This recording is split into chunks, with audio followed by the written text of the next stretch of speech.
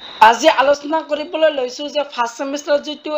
সেক subject আছে skill enhancement course তো সেক subject তোমালোকৰ ইন্টাৰনাল এক্সামিনেশন বা সেশনাল এক্সামিনেশন কিমান মাৰ্কসৰ এক্সাম দিব লাগে আৰু তোমালোকৰ কোনখিনি ইম্পৰ্টেন্ট হয় তোমালোকৰ 2025 বৰ্ষৰ কাৰণে কিছুমান ইম্পৰ্টেন্ট কোৱেশ্চন আনসাৰ লৈ আছো তো তোমালোকৰ ভিডিওটো স্কিপ নকৰি ভিডিওকলৈ চাই থকা ইয়া যেটো তোমালোকৰ দেখিবলৈ পাইছা 1 semester for your undergraduate programme internal assessment বা sessional examination 2025 SAC Political Science Major and Minor যেটো তোমালোকৰ ফাৰ্ষ্ট সেমিষ্টাৰৰ SAC সাবজেক্ট পলিটিক্যাল সায়েন্স আছে এইখন সাবজেক্টত তোমালোকৰ ইন্টাৰনাল বা সেশনাল এক্সাম যেটো দিবা তোমালোকে 2025 বৰ্ষত আৰু সেই এক্সামিনেশনত তোমালোকৰ টাইম দিয়া থাকিব 1 আৱাৰ্স আৰু তোমালোকৰ ফুল মাৰ্কস থাকিব তোমালোকৰ 30 মাৰ্কসৰ এক্সাম দিব লাগিব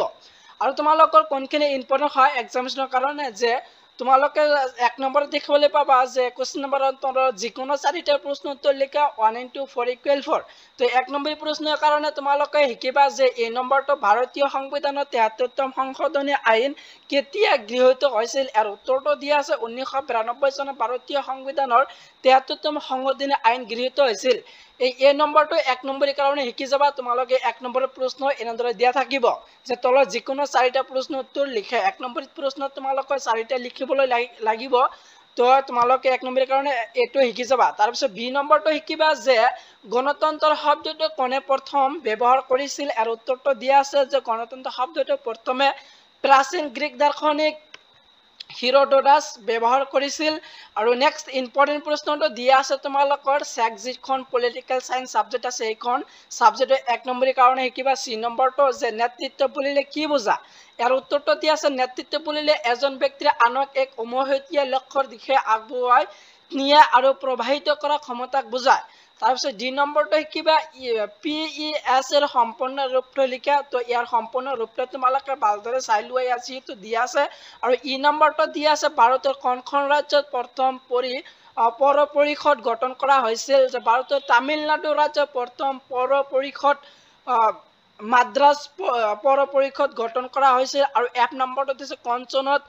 PESA আইন গৃহীত হৈছিল 1996 চনত PESA আইন গৃহীত হৈছিল আৰু হেকৰটো দিয়া আছে এক নম্বৰৰ প্ৰশ্নৰ হেকৰটো হৈছে জি নম্বৰটো VRP সম্পূৰ্ণ ৰূপটো লিখা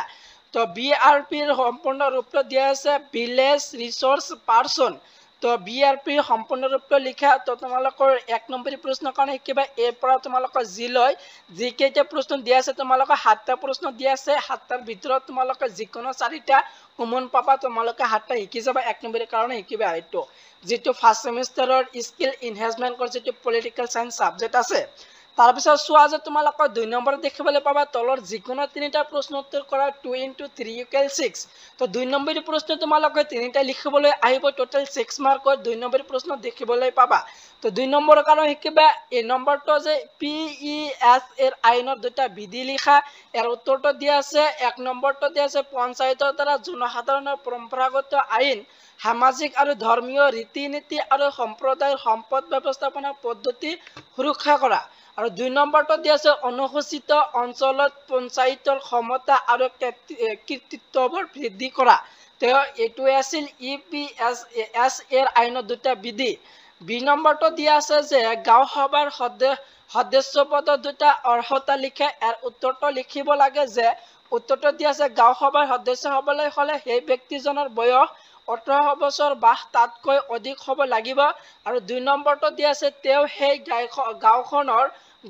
ভোটাৰ তালিকাভুক্ত হ'ব লাগিব তেনেহলে গাঁও সভাৰ সদস্য পদৰ দুটা অৰ্হতা লাভ কৰিব সি নম্বৰটো দিয়া আছে স্থানীয় চৰকাৰৰ সৈতে সম্পৰ্কিত দুটা সাংবিধানিক সংশোধন উল্লেখ কৰা ইয়াৰ উত্তৰটো দিয়া আছে তোমালোকে উত্তৰটো ভালদৰে চাই লবা তোমালোকে স্ক্ৰিনশ্বট মাৰিব পাৰা স্ক্ৰিনশ্বট মাৰি লবা তাৰ পিছত তোমালোকৰ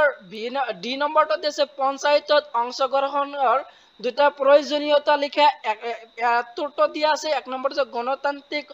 এক শক্তিশালী কৰা পঞ্চায়তত অংশগ্ৰহণে স্থানীয় পৰ্যায়ত গণতান্ত্ৰিক প্ৰক্ৰিয়াক শক্তিশালী কৰে আৰু জনসাধাৰণক নিজৰ সমস্যা সমাধানত পোনপটীয়া ভূমিকা ল'বলৈ সুবিধা দিয়ে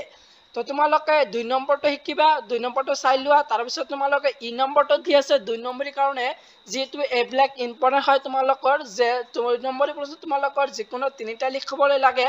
তো ই নম্বৰটো দিয়া আছে PES এৰ দুটা উদ্দেশ্য লিখে এটা হল যে জনজাতীয় লোকসকলৰ স্ব-শাসন অধিকাৰক স্বীকৃতি দিয়া দুই নম্বৰটো আছে গ্ৰাম সভাৰ ক্ষমতা বৃদ্ধি কৰা আৰু স্থানীয় শাসন ব্যৱস্থা তেওঁলোকৰ অংশগ্ৰহণ সুনিশ্চিত কৰা এই দুখন আছিল EPS এৰ দুটা উদ্দেশ্য আৰু 1 নম্বৰটো দিয়া আছে অসম বৃত্তি আয়োগৰ দুটা কাৰ্য লিখা তো কাৰ্য যেহেতু ইয়াত তোমালোকে পইণ্ট আউট কৰি দিয়া আছে এনসাৰটো তোমালোকে চাই লবা আৰু তাৰপিছত জি নম্বৰটো দিয়া আছে যে 243 নং অনুচ্ছেদত উল্লেখ কৰা দুটা বিধি লিখা 1 নম্বৰটো দিয়া আছে এনসাৰটো এই অনুচ্ছেদ পঞ্চায়তৰ সংজ্ঞা আৰু ইয়াৰ গঠন সম্পৰ্কে আলোচনা কৰা হৈছে আৰু 2 নম্বৰটো অনুচ্ছেদ 243 ক পদ গ্ৰাম সভাৰ ক্ষমতা আৰু কাৰ্যাৱলীৰ বিষয়ে উল্লেখ আছে এইটোই আছিল 243 নং অনুচ্ছেদত উল্লেখ কৰা দুটা বিধি তো তোমালোকে 2 নম্বৰৰ কাৰণে এইবিলাক শিকি যাবা 2 নম্বৰৰ কাৰণে ভেৰি ইম্পৰ্টেন্ট হয় তোমালোকৰ যেটো ইন্টাৰনেল অ্যাসেসমেন্ট বা সেশনাল এক্সাম দিবা যেহেতু আজি তোমালোকৰ আগত আলোচনা কৰি আছো যেটো স্কিল এনহান্সমেন্ট কোৰ্স যেটো পলিটিক্যাল সায়েন্স সাবজেক্ট আছে আৰু বাকি তোমালোকৰ যেনে AEC MDC BEC major and minor paper তো গটেইখিনিৰ মই ভিডিও বনাইছো এই ভিডিও ডেসক্ৰিপশনত তোমালোকৰ প্লেলিস্ট দিয়া থাকিব ডেসক্ৰিপশন লিংক দিয়া তাৰ পৰা তোমালোকে চাই লবা তোমালোকৰ যিবিলাক সাবজেক্ট আছে কমন পেপাৰ আৰু তোমালোকৰ মেজৰ এন্ড মাইনৰ হেখন পেপাৰখিনি তোমালোকে ইয়াৰ পৰা চাই লবা ভিডিও ডেসক্ৰিপশনত দিয়া থাকিব তাৰ পিছত তোমালোকে 3 নম্বৰটো চোৱা যে 3 নম্বৰটো তোমালোকে দেখিবলৈ পাবা যে তলৰ যিকোনো দুটা প্ৰশ্ন উত্তৰ কৰা 5 into 2 equal 10 তো তোমালোকে 3 নম্বৰে তোমালোকে 5 নম্বৰী প্ৰশ্ন দেখিবলৈ পাবা যিকোনো দুটা লিখিব লাগে তো 5 নম্বৰীৰ কাৰণে এ নম্বৰটো যে দিয়া আছে PES ৰ অধীনত গাঁও সভাৰ ক্ষমতাৰ বিষয়ে লিখা ভাৰতত সংখ্যালঘুসকলৰ সাংবিধানিক ব্যৱস্থাৰ বিষয়ে আলোচনা কৰা পঞ্চায়ত ৰাজত ৰাজহ উৎসসমূহৰ কি অংশগ্ৰহণৰ প্ৰকাৰবোৰৰ বিষয়ে লিখা পঞ্চায়ত ৰাজত সম্পৰ্কীয় সাংবিধানিক সংশোধনীৰ বিষয় লিখা তো 5 নম্বৰী প্ৰশ্নৰ কাৰণে পাঁচটা প্ৰশ্ন তোমালোকৰ ভেৰি ইম্পৰ্টেন্ট হয় পাঁচটা তোমালোকে শিকি যাবা ইয়াৰ পৰা যিকোনো তোমালোকে দুটা কমন পাবা তাৰ পিছত চোৱা যে 4 নম্বৰত তোমালোকে দেখিবলৈ পাবা তলৰ যিকোনো এটা প্ৰশ্ন উত্তৰ কৰা 10 into 10 equal 10 তোমালোকে 4 নম্বৰ 10 নম্বৰী প্ৰশ্ন দিয়া থাকিব যিকোনো এটা লিখিবলৈ লাগে তো 10 নম্বৰীৰ কাৰণে তোমালোকৰ ইম্পৰ্টেন্ট দিয়া আছে এ নম্বৰটো দিয়া আছে যে পঞ্চায়ত ৰাজত মহিলাসকলৰ অংশগ্ৰহণৰ সমস্যাবোৰ বিতংভাৱে লিখা বি নম্বৰ যে PES আইনৰ ওপৰত এটা সমালোচনামূলক আলোচনা আগবঢ়োৱা তাৰপিছত চি নম্বৰটো আছে পঞ্চায়ত ৰাজত অংশগ্ৰহণ মানে কি পঞ্চায়ত ৰাজত অংশগ্ৰহণৰ গুৰুত্বৰ বিষয়ে বিতংভাৱে আলোচনা কৰা দুই নম্বৰটো আছে সামাজিক অডিটৰ বিভিন্ন প্ৰয়োজনীয়তা আলোচনা কৰা এই চাৰিখন তোমালোকে 10 নম্বৰ প্ৰশ্নৰ কাৰণে শিকি যাবা ইয়াৰ পৰা যিকোনো এটা তোমালোকে কমন পাবা তো তোমালোকৰ যেটো ফাৰ্স্ট সেমিস্টাৰৰ যেটো